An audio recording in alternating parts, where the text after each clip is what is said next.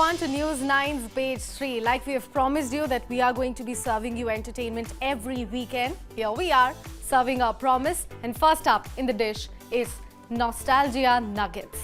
The name suggests itself. Let us bring the past to you. Amitabh Bachchan celebrates two birthdays every year. One mark his birthday and another commemorate his miraculous recovery after a near-fatal accident during the filming of Coolie back in 1980s. On July 27, 1982, while shooting a fight scene for the film in Bangalore, Amitabh Bachchan suffered a severe injury to his abdomen when a staged punch from co-actor Puneet Issar caused him to crash onto a steel table. Initially dismissed as a minor injury, the situation quickly escalated as Amitabh Bachchan's condition worsened further, and what followed was a harrowing battle for his life. Amitabh Bachchan was rushed to the hospital soon after that, where he was treated for what doctors initially believed to be a temporary injury. However, his pain intensified and the diagnosis was soon deemed far more serious. Despite the initial x-rays showing no major concerns, Amitabh Bachchan's condition deteriorated further, and it became evident that there was a deeper, life-threatening problem looming on his head. As the day then passed, doctors discovered that the rupture of his intestine had in fact resulted in severe internal infection, and by July 27th, it was clear that immediate surgery was necessary in his case. Now the country held its breath as news of Amitabh Bachchan's condition spread, and fans, celebrities and political figures alike kept a vigil outside the hospital. In fact, former Prime Minister Indira Gandhi along with her son Rajiv Gandhi flew in to visit the stricken star, demonstrating the immense national concern for his well-being. Medical professionals around the country were keeping tabs on his progress, as media outlets and fans alike eagerly awaited each new bulletin. At the same time, some fans in their distress even resorted to superstitions and rumors such as believing Amitabh Bachchan had already passed away. In fact, posters and hoardings flooded Bombay, many urging prayers for the superstar's recovery. Some in fact wrote letters out of their blood. Despite these concerns though, Amitabh Bachchan's health took a critical turn. His organs began to fail and doctors were forced to perform a series of emergency procedures to save his life. A team of medical experts worked tirelessly to address the severe condition caused by the internal rupture, and Amitabh Bachchan's struggle was likened to one of his famous movie roles as he fought for survival in the real world. The recovery process was slow and uncertain. Producers in the film industry, who had significant financial stakes in Amitabh Bachchan's health, joined fans in their hopes for his recovery. Still, for many, the concern was not just about his career but his entire life itself. Though producers waited anxiously for news on his condition, actors like Rati Agnihotri assured that the industry was in fact concerned for him as a person and not just as a cash cow. After undergoing surgery, Amitabh Bachchan's body fought against multiple complications, including pneumonia and kidney issues. The first 24 hours post-surgery were in fact very critical, and his family remained by his side, offering support while doctors worked to stabilize his condition. Amitabh Bachchan's wife Jaya and his mother Teji were instrumental in providing the emotional strength needed during this dark time of his life. On July 30th, Amitabh Bachchan was flown to Bombay under strict secrecy to continue treatment at Breach Candy Hospital. His condition, in fact, then had improved slightly, but the road to recovery was still very long. Doctors in Bombay performed a second operation to address a complication from the initial surgery, and Amitabh Bachchan was placed on life support systems to aid his breathing and monitor his vitals. Despite the grave circumstances, there was a sense of optimism as his body now has begun to respond to treatment. Now, Amitabh Bachchan's survival against all odds was attributed to both his indomitable will and the swift and expert care that he received. A few days later, he began to sit up, communicate with family, and even listen to music, signaling the beginning of his recovery. While Amitabh Bachchan's battle for survival was nothing short of a medical miracle, it also highlighted the immense emotional connection between the mega star and his fans. His recovery and eventual return to work marked the triumph of the man who, like in his films, has defied death. In the years since, Amitabh Bachchan has often referred to his period of this particular life as a rebirth. His miraculous survival remains a testament not only to his resilience, but to the enduring love and support of millions of his fans who rallied behind him during the darkest days of his life. In next segment, we are serving you our popcorn pick of the week. We are suggesting you to watch Apple Cider Vinegar on Netflix. Let me tell you the story with a spoiler alert. Nope. You can't cure cancer by sipping on some magical juice or swallowing the latest miracle pill an influencer is promoting on Instagram. But that does not stop people from claiming they have beaten cancer with some trendy wellness routine, and for many, it's a convincing story as well. Take Mel Gibson, the Australian influencer who built a whole empire by fabricating a brain cancer diagnosis while promoting the idea that a special diet, which just so happened to be sold by her, could cure cancer. Again, spoiler alert, it was all a lie, and the dangerous one at that.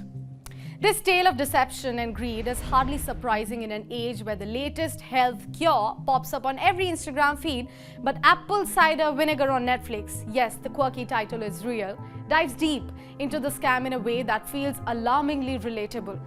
The 6-episode Netflix series isn't just another expose of fraudster, it's a heartfelt, chilling examination of the world of alternative medicine and how the healthcare system fails young women when they are at their most vulnerable.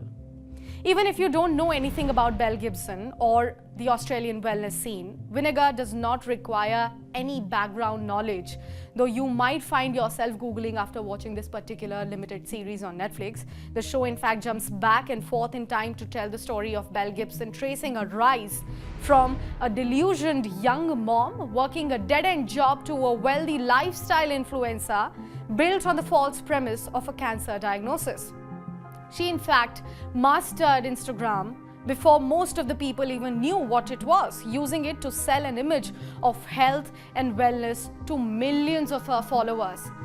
And at the heart of her success, a massive lie that took a serious toll on others and her own life as well. We are also introduced to two women with real cancer diagnoses. Mila, which is being played by Alicia Debnam Carey, and Lucy, being played by Tilda Cobham Hervey, both of whom are searching for ways to cope with their illnesses. Mila is rebellious and also frustrated with the traditional medical system, feeling disconnected from her doctors and their suggested treatments. Instead, she turns to alternative remedies like juicing and coffee enemas, convinced that they will keep her cancer in check. But what truly makes Apple Cider Vinegar unsettling isn't just Mel Gibson's scam. It's how the healthcare system also treats these women. Both Mila and Lucy end up seeking out alternative cures because of the way they are dismissed or patronized by their doctors. It's not just fear of cancer that drives them.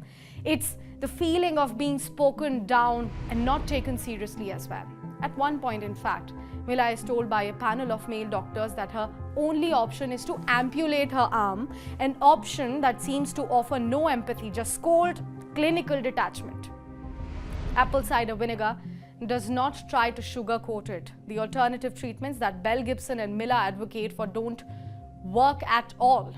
The juice cleanses and coffee enemas won't cure cancer. Mila's journey is not a triumphant story of self-healing, but a painful reminder of how dangerous it is to fall for unproven remedies.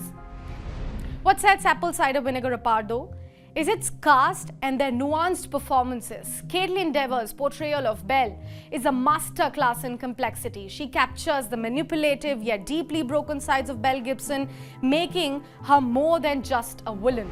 Alicia Debnam Carey and Aisha Dee also deliver standout performances, each playing strong, multi-dimensional characters without falling into obvious stereotypes.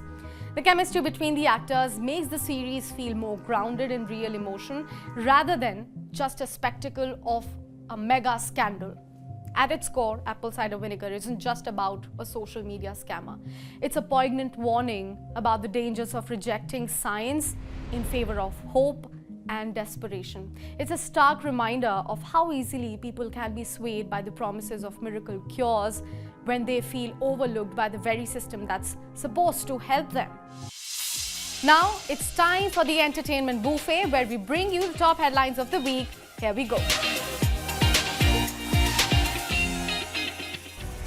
A new documentary on Matthew Perry explores the Friends star's journey, shedding light on his rise to fame, struggles, and the mystery surrounding his untimely passing as well.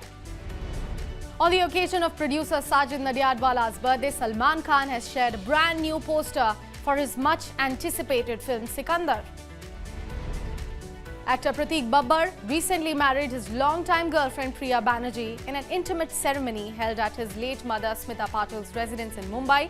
However, his half-brother Arya Babbar has revealed in an interview that the Babbar family was not even invited. Arya later referenced both Prateek and their father Raj Babbar's multiple marriages in a humorous take during his stand-up comedy routine. A consumer court in Bengaluru has ruled that delaying a film screening with excessive advertisements is an unfair trade practice. As a result, PVR Inox has been ordered to pay Rs 1 lakh in punitive damages to a complainant and must now disclose the exact start time of the movies. The case stemmed from a complaint where a Sam Bahadur show scheduled for 4:05 p.m. only began at 4:30 p.m. due to prolonged ad screenings, causing inconvenience to the viewers. After delivering powerful performances in Christopher Nolan's Interstellar and Oppenheimer, Matt Damon is now all set to take on the lead role of Odysseus, the king of Ithaca, in his upcoming film Odyssey.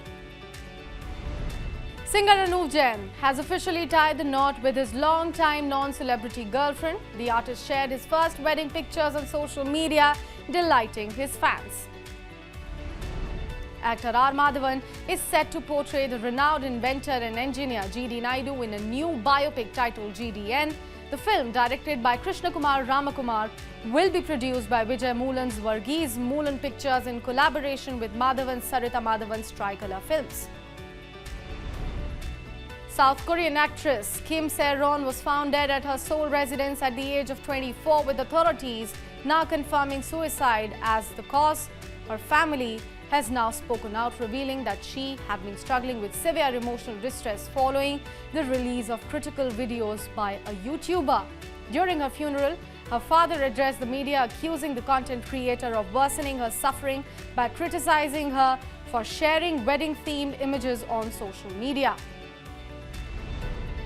The highly anticipated trailer for Aashram 3 Part 2 has been released, promising an intense showdown between Boman Irani, played by actor Bobby Deol, and Aditi Poankar's character Pammi, who seeks revenge for past wrongs.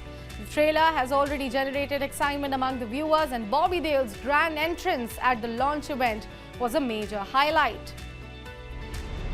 BTS's J-Hope is all set to make history yet another time as he headlines Lollapalooza Berlin in 2025, marking a significant moment for both the artist as well as his dedicated army.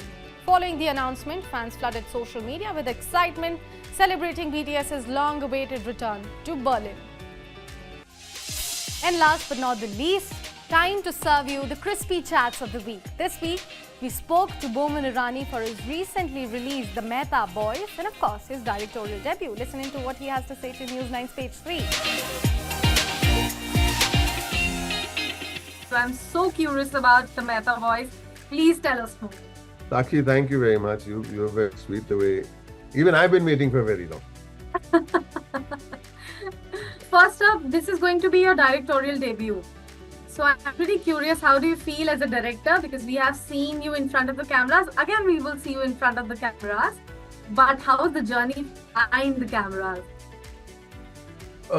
Sakshi, it's something that I always wanted to do for all my life, ever since I'm a little boy, you know. And it's never easy to make your first film. Even if you have one foot in the door, you might say that, you know a lot of people and, it shouldn't be a problem. People will... No, it all depends on the script. And the script, somehow, the story, the screenplay, sometimes people will read it, then they say, Baap beti ki kahani, aajkal trending me. I don't know, I didn't get into that. I wrote the film I wanted to make. And I was willing to wait for as long as it took. It doesn't matter. As long as I get to make the film the way I wanted to make it. I got the idea the one-liner from Sujoy Ghosh. He comes home to narrate a few one-liners to work towards a film. And when he mentions this line, father and son, 48 hours, I said to him, I like this one-liner. So he said, let's do it. I said, no, I don't want to do it with you as the director. I want to direct it myself. He said, okay, you got it. And he gave it to me, just without any word. And eventually the film started taking shape. I slept with it. This is long ago. I slept with it. I woke up. I thought of scenes. I imagined scenes, some good, some bad. And then I started writing scenes. And then I said, I need a very, very solid person with a writing technique to help me with this. And then I found Alex Dinelaris, who was a playwright and had done 2 films, one who didn't get a credit for, and the other was another one. And then we wrote for a long time. Is to keep going to New York and keep writing. I think the process of writing made my life very easy because the toil and the hard work happened in the writing process. The direction actually strangely became easier thanks to everything was on the page. Everyone. It was on the page. Every detail was very well nuanced. So I feel that the vision is one thing, but also have to have a theme is very important. The movie is about missed chances. The movie is about masculinity. The movie is about stupidity. You see yourself, why can't he give him the bag? And then it escalates, of course, and the drama escalates. So this is the film. I don't know how it's turned out. People are liking it. I don't know how it's Trailer is looking promising. By the way, sir, I have not seen the film, but I think I am rest assured that it's going to turn out amazing. So, but that's the film I knew how to make. इतना जानता था उतने वाला film मैंने बनाया. इतना जानता था. That's my greatest joy. I made the film that I wanted to make. It did not become something else. It went maybe a little beyond than what I was hoping, because जब acting इतनी कमाल की होती है, lighting होता है, camera होता है, movement होता है, तो film always will look a little better than. But that's how I imagined this film in my head. And that's it. Nothing else matters. Film has been shown at the international platforms as well for a lot of film festivals. But is there any specific instance at any of the festivals that stayed in your heart? That this is the moment that I can never forget. See. So Alex came to Chicago for the world premiere. Alex, my co-writer. He's a brother. So he was on one side and Zenobia was on one side, and we were hands and watched the film together. It means a lot. The film means a lot to him. He's won an Academy Award, and still this film means so much to him because it hits him here every time he talks about it. Another little instance, a beautiful instance happened in Germany. There was this young girl who watched the film. She was a volunteer, and she was supposed to shadow me and take me from one thing to another and to the interview. And when we came out of the theater, it was freezing cold. And she said, "Sir, I got very emotional in the film." I said, "Wow, which scene?" She said, "When the brother and sister are talking on the slide." I said, "Usme kya emotional banne ki wali baat hai?" She said, "That's not your problem, sir. I got emotional." So for me, I've understood one thing. Audiences will take away what they want to take away. You don't have to push any agendas, because once you've got them, then they will relate to it the way they want to relate to it.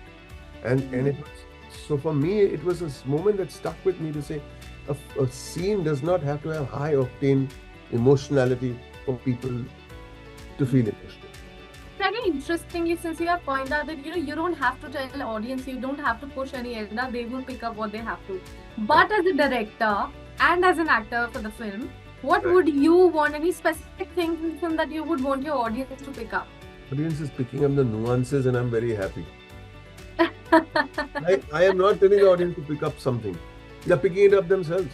And sometimes they're picking up stuff that I didn't even think they would pick. Yeah. There's one moment in the film when I meet my to-be in-law, okay? She comes, holds my hand, says, "Uncle, so happy to see you. What can I call you?" Okay?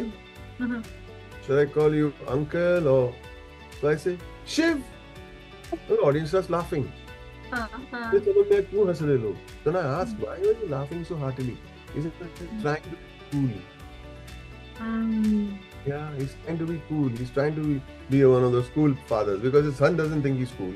So he gets along so well with that girl, and you see that he's a nice, sweet man. But bete ke saath somehow kuch nahi ban raha. But with the rest of the world, he's wonderful, and people are laughing at that. And it's not an out-and-out comedy. It's the nuance that is making people laugh. No, it's not in my control. It's not in my control, and I'm finding it very refreshing to see where it's going. And speaking about the father and son bond that we will be witnessing, Right. is there any personal instance from your life that you tried incorporating it? Between me, my sons and me? Yeah, anything. Because we know we don't have a very smooth and a very plain relation with our parents too. Every day we might fight, the next day we are hugging each other. Is there any personal instance that you tried incorporating? So, not exactly, but basically sometimes we are talking and we might be talking about a movie and suddenly, there'll be some misunderstanding. Thankfully with my sons, by the end of the day, we have to hug and make up and no carrying it till the next morning. ये हमारा घर का असूल है, अपना घर का rule है. But lots of things I've pulled out of real life. Lots of things I've done through research of interviews I've done of boys and of parents, and some other things that I picked up along the way in my 65 years of existence. And I don't think it's fair for me to ask you, but just because I'm very curious, from a director's perspective, how do you rate yourself? Are you somebody who gives space to your actors to do improv and go impromptu with any particular scene? Or are you very tight with what's written on the pen and paper should be followed word to word? I think I spend a lot of time taking out the fat. Mm-hmm. The lines are very, very specific. There are some scenes which might need a little bit of, but by and large, if you say more than required, we take away from the muscle of the scene. The scene is muscular. So adding stuff unnecessarily is not required. Interpretations are fine. Sometimes reactions are fine, but the dialogues more or less was set. Sometimes if you go, it's fine, I'm not that particular, but sometimes you say, no, we are breaking the rhythm of the dialogue by adding unnecessary lines. However, we did all that in rehearsal. We had a month and a half of rehearsal, 3 weeks of rehearsal. And then the actors also realized, jo hai wo sahi hai. Let's keep it to that. There's no need for improvisation. I'm proud to say that the dialogues are very muscular. And if you say, add an extra line, then you turn and say, oh, uska rhythm toot gaya. The actor realizes it himself. But when you're in the heat of the moment and you say something, it's fine. I am not very fastidious, but the script was tight, so the script became fastidious itself. Interesting. I have played role of father figure in the past. How exactly do you think is this one going to be different? Even if you are playing a father, each of your movie where you have played the role of a father has been very different in nature. So what about this one? Okay, I'll say this. There are fathers and there are fathers. I mean, just played a father before doesn't mean that there's only one father in the world. I've played absolutely, yeah. They're teachers. So the Idiots guy is very different from the Munna Bhai guy. Yeah. I played Builders and Builders. So the Lagero Munna Bhai is very different from Khosla Agosla. So every human being is unique. But with every film, each character is in a situation that's different from the earlier film. He wants something or he opposes something. Now, what does he want or what does he oppose will determine his character. So, in this particular case, what does he want? He wants to get back his identity, his loss of his identity, who he is. He has no wife, his house will be taken away from him, and so his problems are different from other fathers. Also, Boman sir, since you have been in the fraternity for so many years, you have given us ample of projects. How do you see this shift from big screens to the comfy television sets? I don't think it should be comfy at all. It should be you have to write that much sharper to make sure that it's not comfy and people are engaged. In other words, you drop the ball and make a scene that थोड़ा conflict नहीं है scene में, तो लोग phone उठाएंगे या बातें करेंगे या game खेलेंगे. You have to make sure that when you're making a film which is supposed to be in the comfort of your house, you sit there and watch it sharply. How does that happen? Through the writing. Because if you take your eyes away, even if it's a movie about this, let's call it slice of life, I don't like the word, but a movie about slice of life, the writing should be so strong, you should not take your attention off the screen. So the writing is important. Very interesting. And last but not the least, this is something because I just wanted to make the chat a bit fun. I am really curious to know one Parsi slang that you use at your household on a very regular basis. I want to learn it. If it's between us, I can say it. If it's going to go on for public consumption, I can't. It's going to go on, so let's keep it something that we can air. My term of endearment, strangely, my term of endearment to anyone, whether it's my assistant or it's my makeup artist or anybody, if they know when I say that, it means I'm showing love, and that is share.